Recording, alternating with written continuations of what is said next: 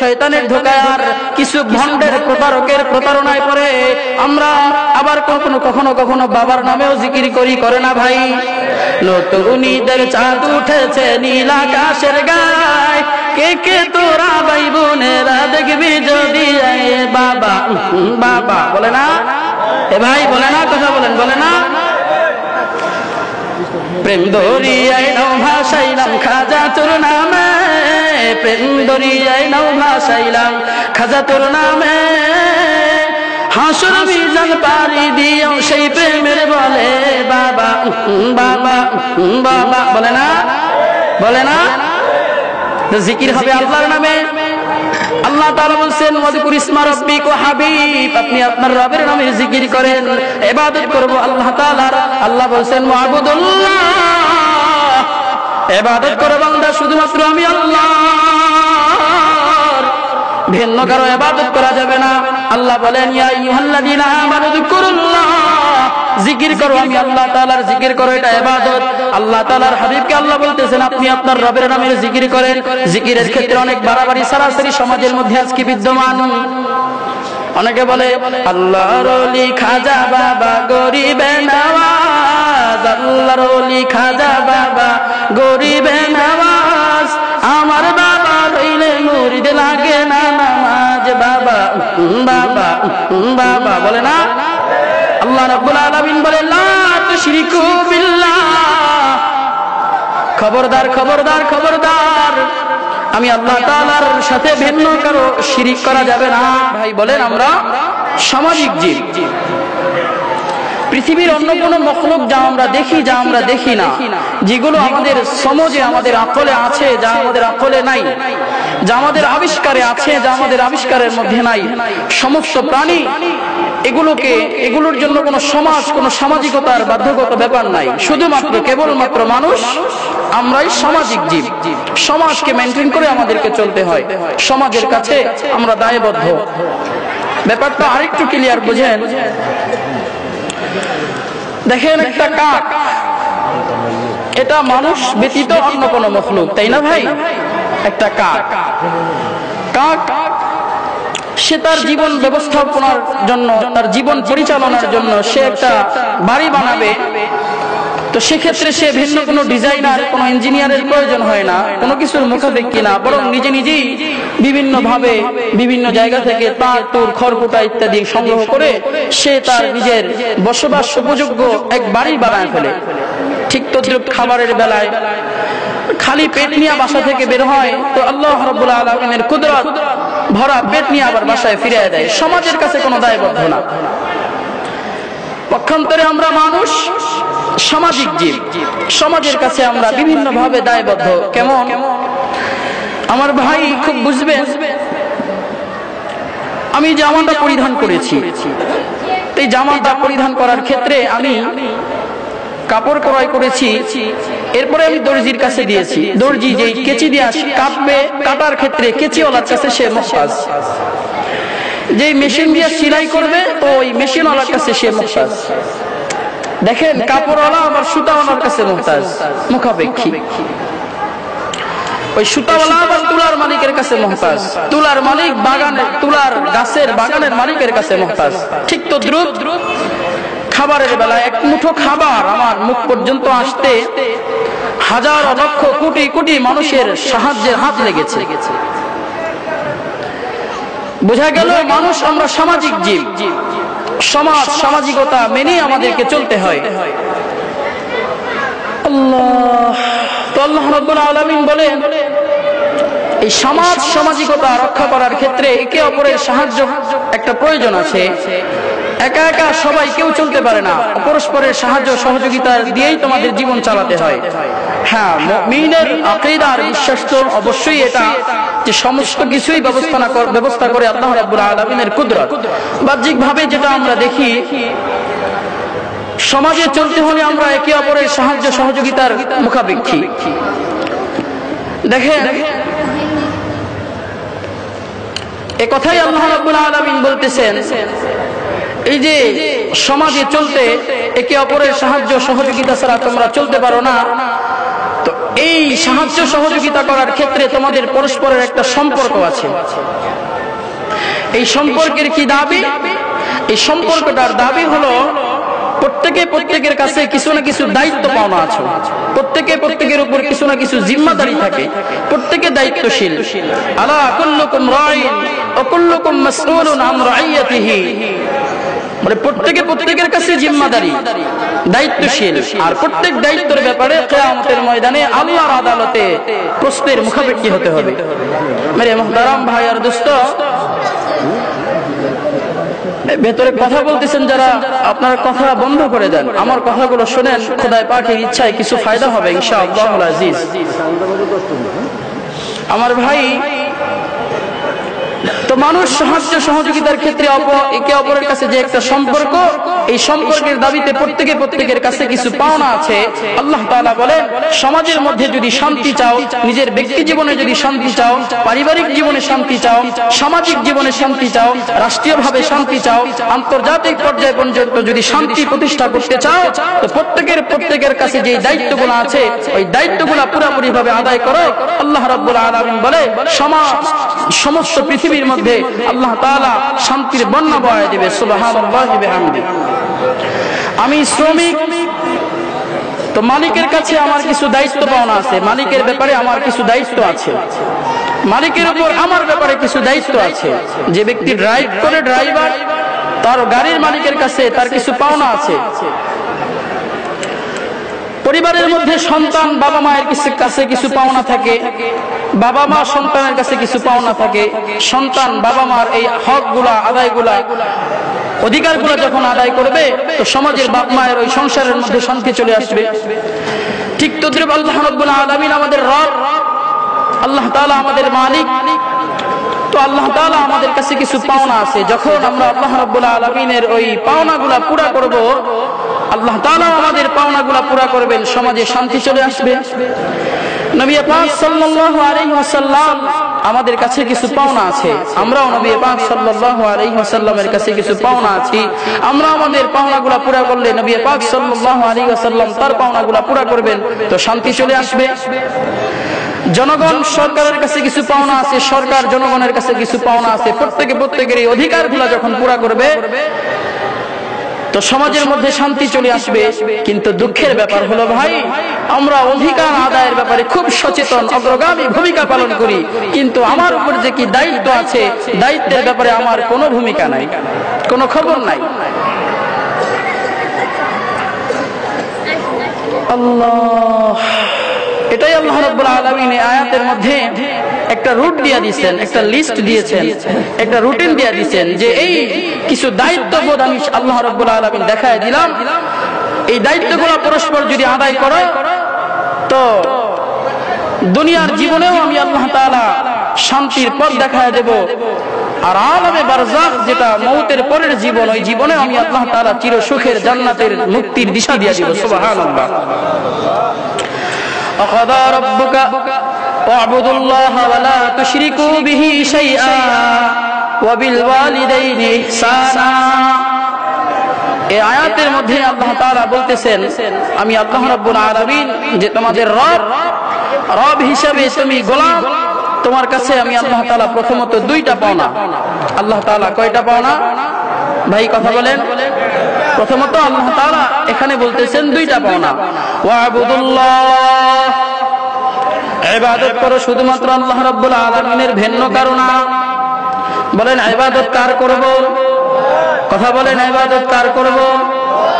একমাত্র ইবাদত আল্লাহ রাব্বুল আলামিনের, ভিন্ন কারো ইবাদত করা যাবে না। আল্লাহ রাব্বুল আলামিন বলেন আবুদুল্লাহ, এ বান্দা তুমি আমি আল্লাহ রাব্বুল আলামিনের ইবাদত করো। না না, আমি আল্লাহ তাআলা ছাড়া ভিন্ন কারো ইবাদত করা যাবে না। প্রতি ওয়াক্তে নামাজের মধ্যে আমরা দাঁড়ায় দাঁড়ায় আল্লাহ রাব্বুল আলামিনের সামনে হাজিরা দেই, আল্লাহু আকবার দাঁড়ায় দাঁড়ায় করি ইয়াকা না'বুদু ওয়া ইয়াকা নাস্তাঈন। ও আল্লাহ, আপনার কাছে ইবাদত, আপনার ইবাদত করি, শুধুমাত্র কেবলমাত্র আল্লাহ, আমরা গোলামগুলো আপনার ইবাদত করি, আর সাহায্য চাই কেবলমাত্র শুধুমাত্র আল্লাহ আপনার কাছে। মেরে ভাই, দুঃখের কথা হলো, ভয়ঙ্কর কথা হলো, বড় হৃদয়ে ভাঙা কথা হলো আমরা জবানে তো বলি আল্লাহ আপনারই ইবাদত করি, আপনার কাছে সাহায্য চাই, কিন্তু বাস্তবে দেখা যায়, কাজে কর্মে দেখা যায় আমরা ভিন্ন কারো ইবাদত করি। কিন্তু আমরা ভিন্ন কারো ইবাদত যে করি এটা আমরা বুঝি না, দেখি না। রব্বুল আলামিন এইটাই বলে ইন্নাহু ইয়ারাকুম হুয়া ওয়া কাবিলুহু মিন হাইসু লা তারাউনাহুম। এ বান্দা, শয়তান তোমাদেরকে এমন ভাবে ধোঁকা দেয়, বাহ্যিক তরজমা হলো শয়তান তোমাদেরকে দেখে, এমন ভাবে দেখে তোমরা দেখো না। তাফসীরের মধ্যে মুফাসসিরে কেরাম রাহমাতুল্লাহি আলাইহিম আজমাইন বলেন, আমি আল্লাহ রাব্বুল আলামিন তোমাকে বানাইছি আমার ইবাদতের জন্য, আমি আল্লাহ তাআলার ইবাদতই করবা, ভিন্ন কারো ইবাদত করা যাবে? কথা বলেন, ভিন্ন কারো ইবাদত করা যাবে? কিন্তু ইন্নাহু ইয়ারাকুম হুয়া ওয়া কাবিলুহু মিন হাইসু লা তারাউনাহুম।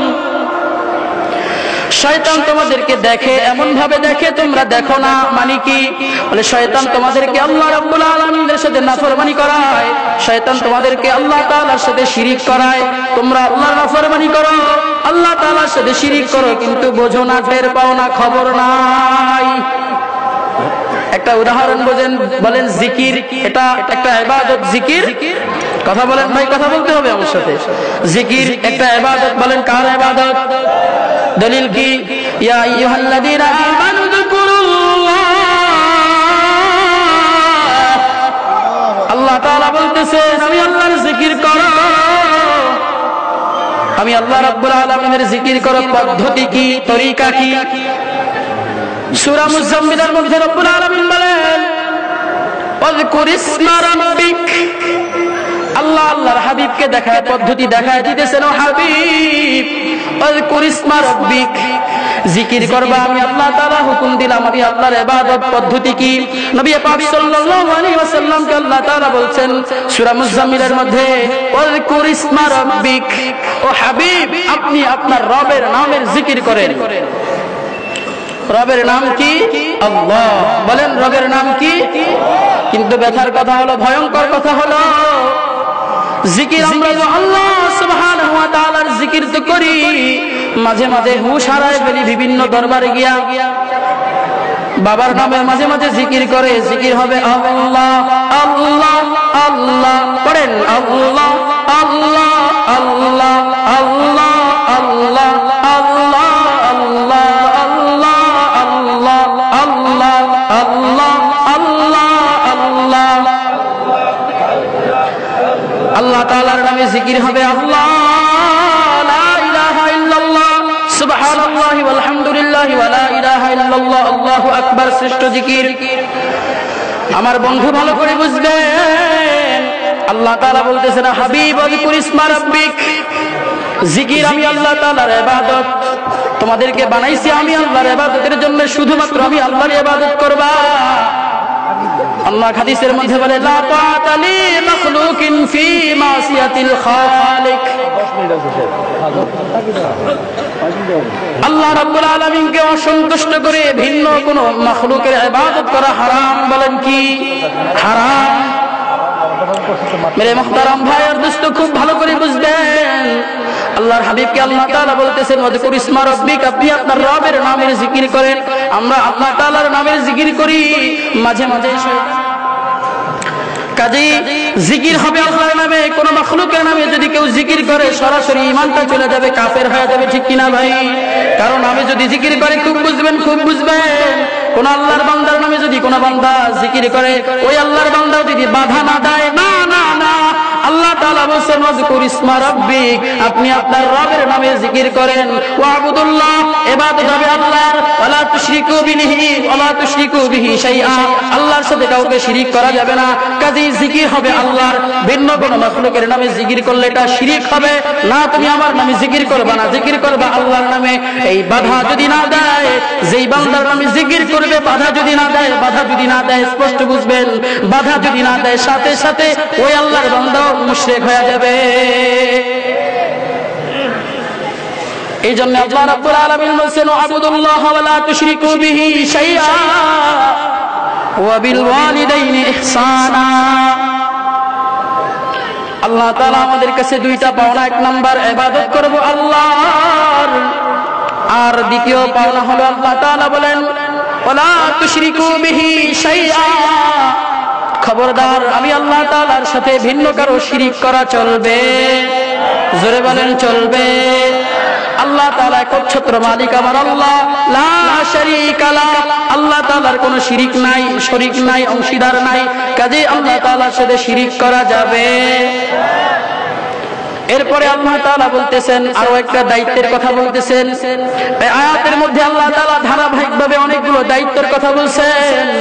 ওই দায়িত্বগুলা যদি গুনে গুনে দেখে দেখে উলামায়ে কেরামের পরামর্শ নিয়ে কোরআন ও হাদিসের মতাদর্শে যদি দায়িত্বগুলা পালন করা যায়, মুফাসসির কেরাম বলেন तमाम দুনিয়ার মধ্যে কোনো ব্যক্তি যদি নিজের জীবনের মধ্যে আদায় করে তো নিজের মধ্যে শান্তি চলে আসবে।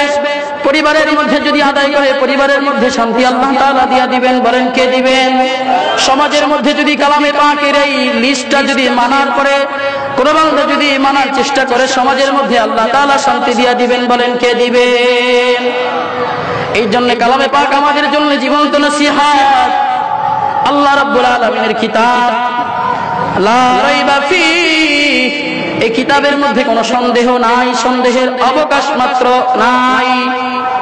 মেরে মুহতারাম ভাইয়ের দোস্ত খুব বুঝবেন, আল্লাহ রাব্বুল আলামিন বলেন আমি আল্লাহর ইবাদত করার পরে, আমি আল্লাহ তাআলার শিরিক থেকে বিরত থাকার পরে প্রথম দায়িত্ব হলো ও সন্তানের দল, পিতামাতার সাথে ভালো ব্যবহার করবা, সুন্দর আচরণ করবা। ওয়াবিল ওয়ালিদাইনি ইহসানা, পিতামাতার সাথে সন্তান ভালো আচরণ করবা, খবরদার বেয়াদবি করা চলবে না। মেরে মুহতারাম ভাইয়ার দোস্ত, আমরা জানি আল্লাহ তাআলা আমাদেরকে দুই ধরনের হক, দুই ধরনের জিম্মাদারি দুনিয়াতে দিয়া পাঠাইছেন। একটা হকুল্লাহ আর একটা হকুল ইবাদ।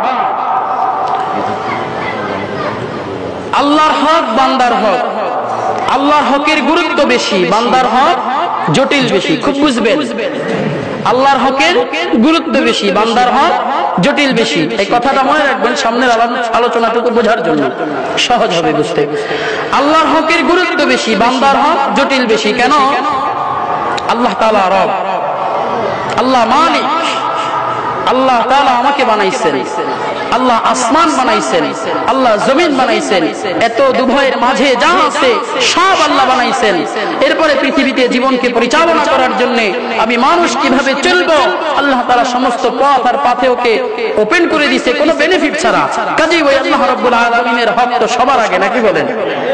দুই নাম্বার মানুষের হক, বান্দার হক জটিল বেশি। কেন? আল্লাহ তাআলা যেমন মহান, আল্লাহ যেমন আযীম, আল্লাহ তাআলা যেমন শ্রেষ্ঠ, আল্লাহ তাআলার ক্ষমার ঘোষণাও তেমন শ্রেষ্ঠ, তেমন মহান, তেমন আযীম, তেমন বিরাট বিশালতার, বিশাল এক হৃদয়ের প্রশস্ততার অধিকারী আল্লাহ রাব্বুল আলামিন। বলেন কে? পক্ষান্তরে একজন মানুষ যেমন তুচ্ছ, মানুষের ক্ষমার ঘোষণা তেমন ছোট, তেমন তুচ্ছ। আল্লাহ রাব্বুল আলামিন বলেন আমি আল্লাহ রাব্বুল আলামিন तमाम পৃথিবীর বান্দা তোমার গোলাম বানায় দিছি। तमाम পৃথিবীটা বান্দা তোমার গোলামি করে, তোমার সেবা করে, তোমার রাখালি করে। এরপরে তোমার হায়াত নামক দৌলত দিয়ে আমি আল্লাহ রাব্বুল আলামিন দুনিয়ার মধ্যে পাঠাইলাম গে গোলাম।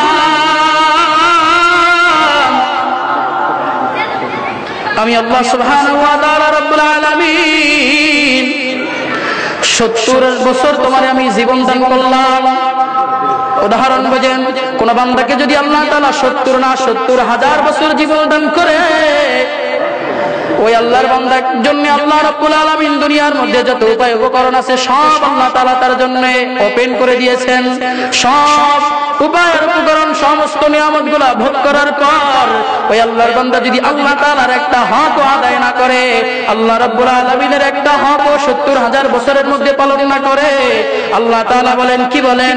বলেন সারা 70 বছরের মধ্যে যদি 70 মিনিটের জন্য অথবা 70 সেকেন্ডের জন্য খালেস ভাবে তওবাতুন নাসুহা করে আমি আল্লাহ তাআলার কাছে যদি ফিরে আসে, তাই 1 70 সেকেন্ড অথবা 70 মিনিটের তওবার বদৌলতে আমি আল্লাহ তাআলা 70 বছরের গুনাহ আমি আল্লাহ তাআলা মাফ করে দেই। আল্লাহ আল্লাহ আল্লাহ আল্লাহ আশিকু কা কাম হ্যায়। এই জন্য আল্লাহ তাআলার হকের গুরুত্ব বেশি, বান্দার হক জটিল বেশি। কেন?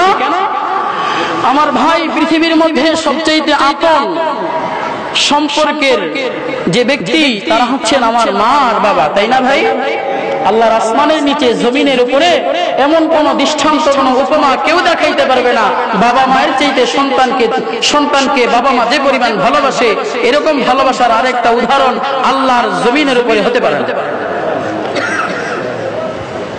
তো বাবা মা এত আপন সম্পর্কের মানুষ, পিতা আর মাতা, তাদের ক্ষমার যোগ্যতা কি, কতটুকু, কন্ডিশনটা কি, অবস্থা কি? দেখেন, কোন সন্তান মায়ের একটা হক নষ্ট করছে, মা রেগে যায়।